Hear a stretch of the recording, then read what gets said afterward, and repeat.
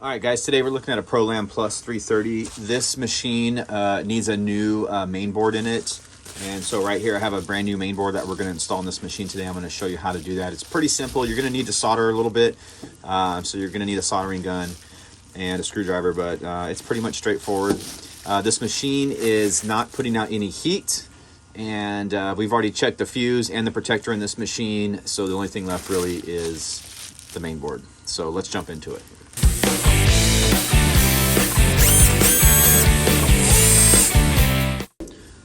First thing you're going to want to do, which I've already done, is remove the screws. There's 2 screws on each side, and then there's 2 more screws back here, one here and one there. They are already removed. Once those Phillips screws are removed, you can remove these cooling plates in the back, set them aside, and then you can pull the cover off and set that to the side. All right, this right here is the main board.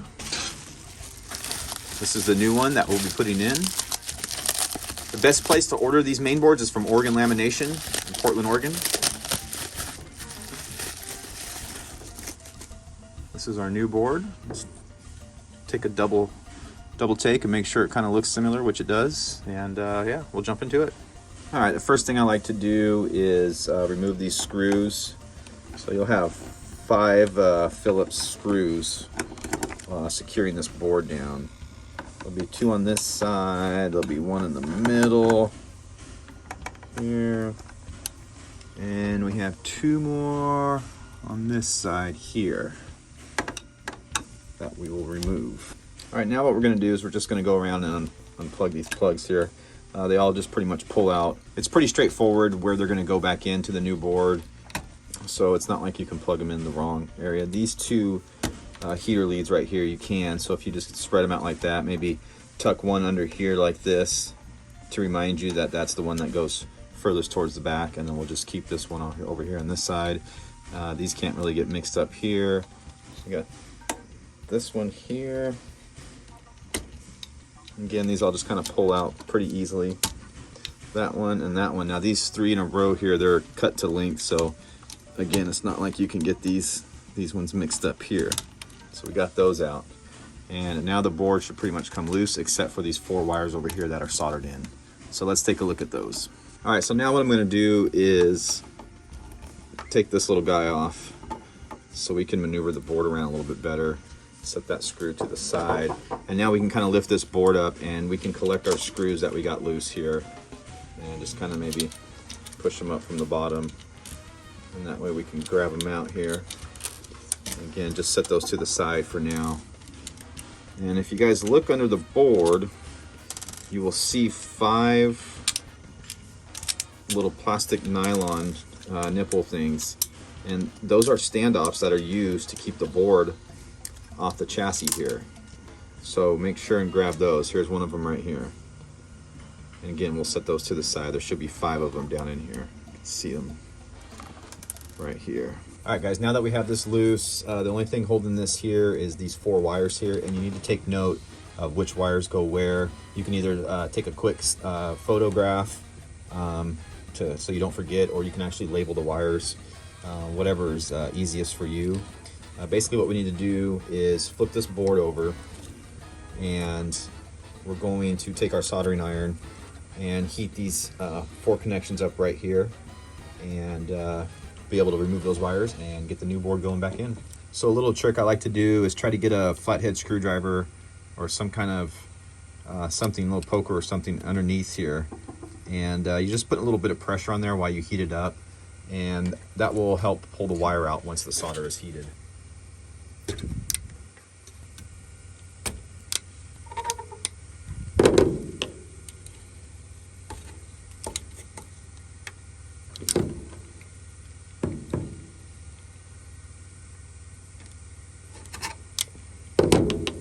Got that one. Yeah, so as you can see, I got all of them disconnected there, and we'll just pull those through the holes and get the next one lined up and ready to go. All right, guys, so we have our new board here. The first thing I'm going to do is I'm going to go ahead and tin these spots right here, these holes where the wires are going to poke through, and get some solder on those and get that done first before we start putting the wires through.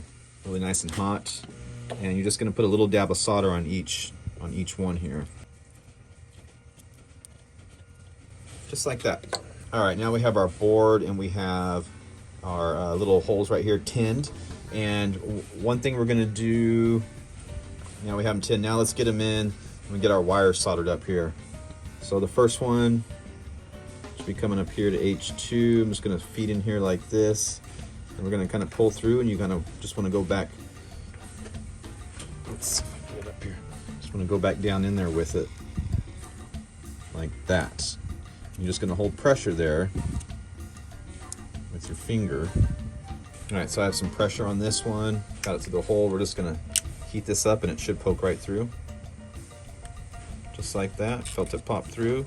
Make sure your solder forms a little puddle and melts. Your finger might get a little warm holding the wire in there, but it'll just get a little warm. And that's a solid connection right there. And we're just gonna go and we'll do the next one. What I'll do is I'll jump down here to this other black wire because there's a lot more slack in these black wires. It'll be a little easier. So we'll put this one in next. And again, you're just kind of pulling this through and folding it back down into the hole.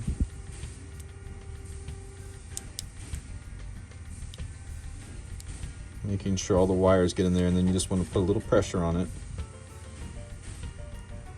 with your finger and then just heat the back up and it'll pop right through.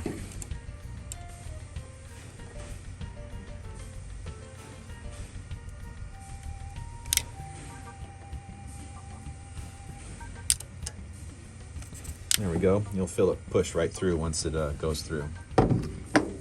This is probably the most difficult part of the whole repair. It's just getting these wires threaded back in. But see, I'm just trying to make like a little U there to where it's gonna want to kind of naturally go in that hole.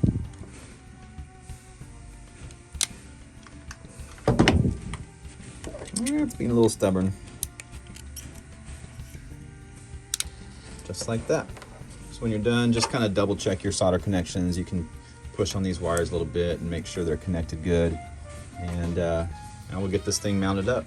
All right, guys, so we have our board here. We have our wires soldered in. And the next thing I like to do is like to mount it, and then I'll get all the other wires buttoned into it and everything. Now, if you remember, we had these standoffs here, and these are kind of a pain in the butt to get underneath and then screw the board down. So the thing I found that works pretty well is if you take a screw and put it in the hole, okay, and you can take a little dab of super glue here. Just takes a little bit, not much.